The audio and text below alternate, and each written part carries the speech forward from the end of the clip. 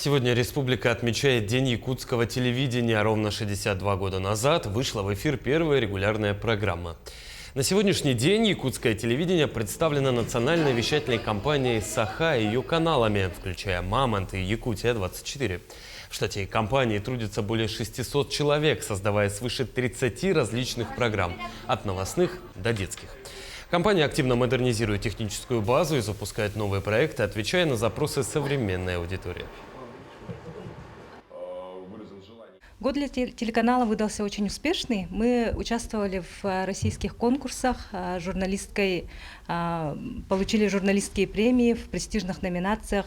На конкурсе «Страна» мы завоевали 2 спецноминации, а также на конкурсе, организуемом Союзом журналистов России, мы тоже стали лауреатами в 2 номинациях. Поэтому мы этот телесезон открываем с большими надеждами и очень надеемся, что зрители наши оценят наш труд.